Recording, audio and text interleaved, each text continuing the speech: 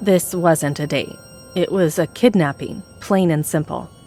The last thing Violet wanted was to spend another date with this stalker, manipulator, emotionless jerk, you name it. But she had no choice. If she was ever going to get out of this school, she'd have to find some way to appeal to Asher. Hopefully. So when Asher said, "You should sit," without his usual mind control thing, Violet knew it was his way of giving her a chance to behave before he took away her choice completely. The threat was definitely still there, just hidden under fake politeness. Without a word, Violet walked over to the plush leather couch in Jameson's office and sat down. She hoped Principal Jameson would walk in any second and somehow change things. But even with that tiny sliver of hope, Violet knew better. It was becoming super clear that Jameson was just a puppet, and the Cardinal Alphas were pulling the strings. As soon as she sat, Asher followed, casually plopping down beside her. He faced her, one leg bent, acting all relaxed like they were friends about to chat, even though the air was thick with tension. "Turn towards me," he ordered like a king, expecting total obedience. Violet obeyed, but she let out a big dramatic sigh. Her little way of rebelling. Not that Asher seemed to care. As long as she did what he said, she could have been wearing a potato sack, and he wouldn't have blinked. They sat facing each other, Violet wondering what he was planning, while Asher messed with his phone. His hair fell over his forehead as he concentrated, and for some weird reason, Violet felt like brushing it aside. She shook her head. What is wrong with me? There was no way she was getting Stockholm Syndrome already. Suddenly, Asher looked up, a huge smile spreading across his face as he put his phone down. It was so unexpected and genuine, it caught her off guard. The happiness seemed real, and it almost looked good on him. He used her distraction to his advantage, grabbing her hand. "So, about my powers," he murmured, holding her hand tight as she tried to pull away. His warmth was almost too much. "Mind control and mind reading are two totally different things," he explained. "Even though they both deal with the mind, technically it's possible to have both. If I really tried, I could learn to read minds. But honestly, it's supposed to be a total headache.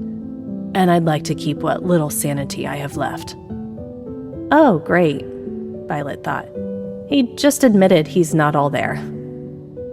Asher kept talking like they were in some messed up classroom, drawing little circles on her arm. It was weirdly soothing, but it also made her super aware of him. "With mind control," he started, "I can make someone do whatever I want. It's like forcing them to do things they wouldn't normally do." He paused, then added casually, "For example, I could make you kiss me." Violet's whole body went stiff. She looked up at him, shocked, then disgusted. But as she stared into his weird, captivating eyes, an idea formed. Maybe this is how I can get out of this. "The kiss," she said, the air suddenly feeling heavy. "Is that what you want? Is that your reason for all this?" Asher raised an eyebrow, surprised. Before he could answer, Violet pushed him back against the couch, leaning over him. "If that's all it is, let's just get it over with." Asher stared at her, stunned, before bursting out laughing. Violet frowned. She wasn't trying to be funny.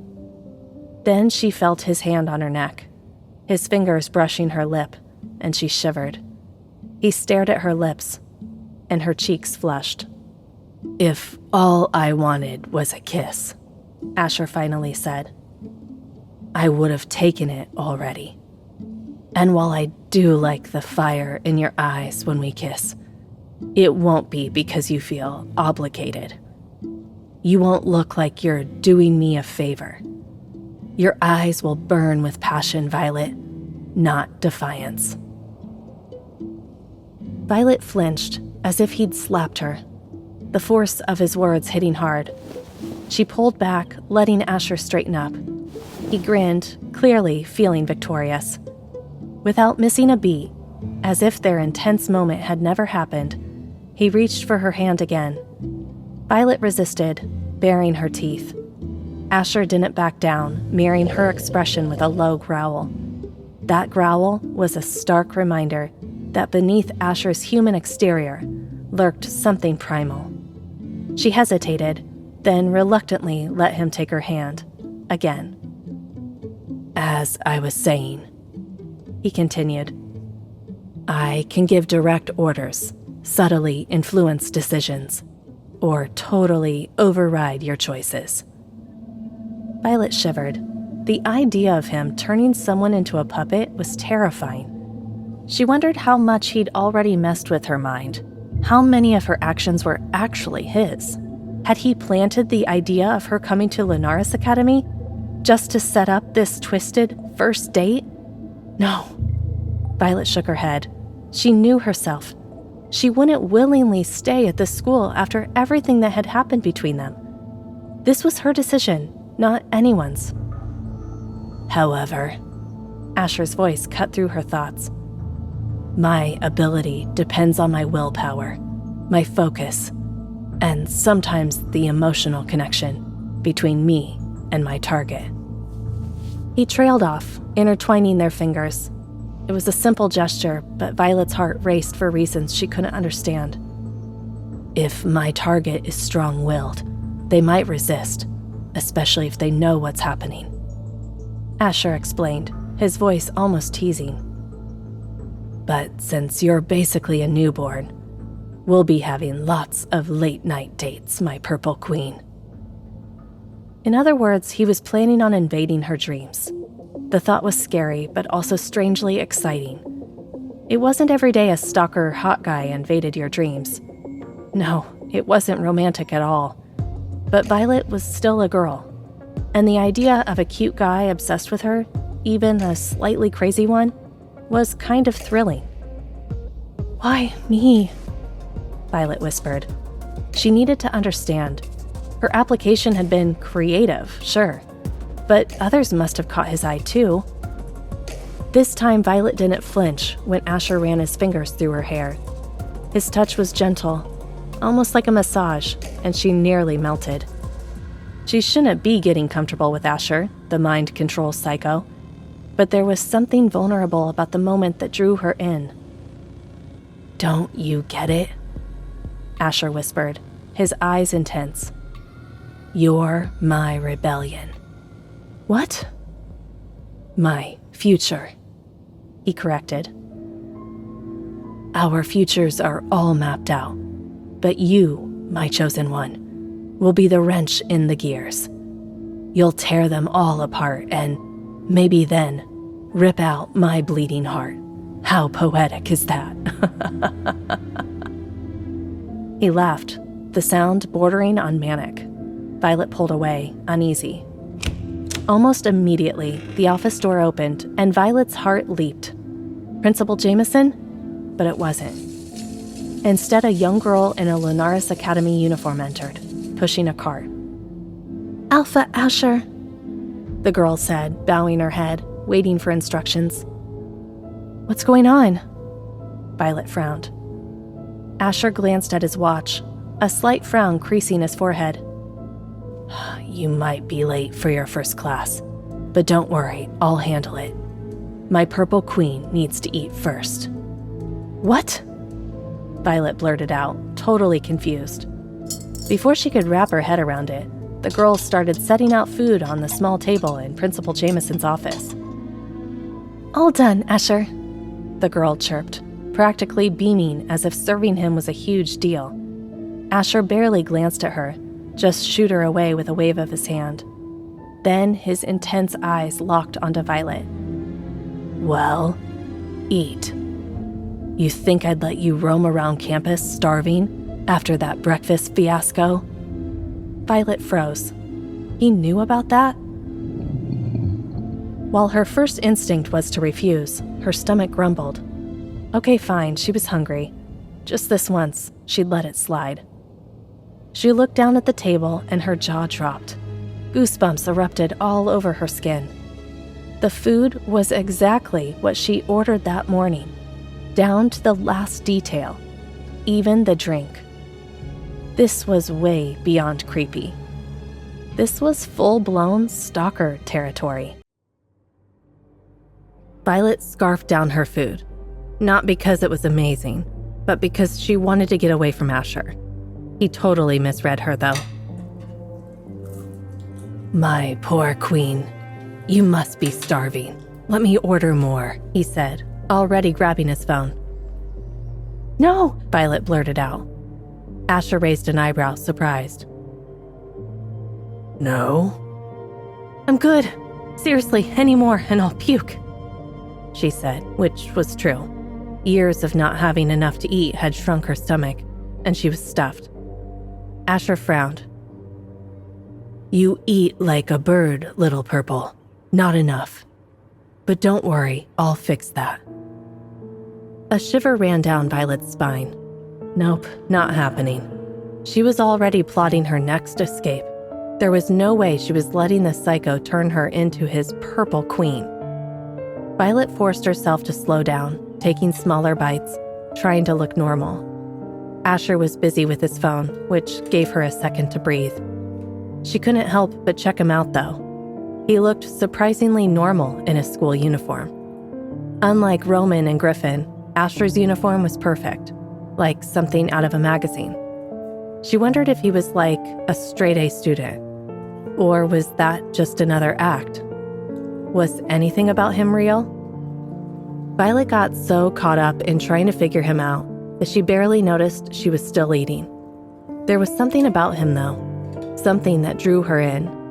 Was it his hair, all styled perfectly to the side, or his flawless skin? How could anyone look that perfect? As he typed on his phone, a little frown appeared on his face, and Violet had this crazy urge to smooth it away. Okay, I'm officially losing it. Or maybe Asher was making her think he was attractive. It sounded insane, but with Asher, anything was possible.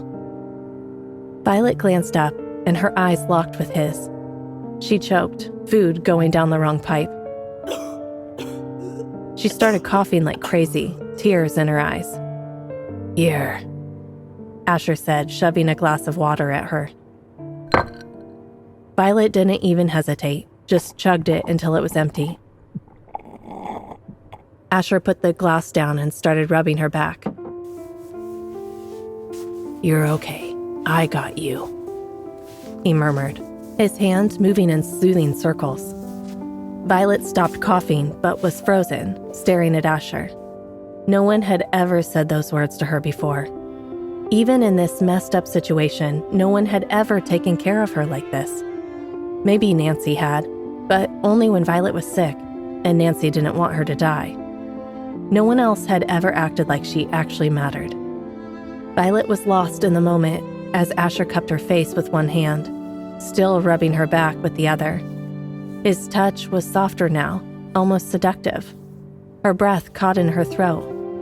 Violet couldn't fight the strange vibe. As Asher leaned in, her eyes fluttered closed. "It's just a kiss," she told herself. "Nothing more." But just as their lips were about to touch, the door swung open. "Who the heck is in my office?" Principal Jameson's voice boomed, then trailed off as she took in the scene. Violet jerked back, mortified. Being caught almost kissing a psycho felt like a slap in the face. It snapped her back to reality. "Mr. Nightshade! Oh, shoot!" Principal Jameson cursed, realizing he wasn't wearing his sunglasses. Violet used the distraction to scramble away from Asher, getting to her feet just as Principal Jameson pulled a pair of aviators from her bag and put them on.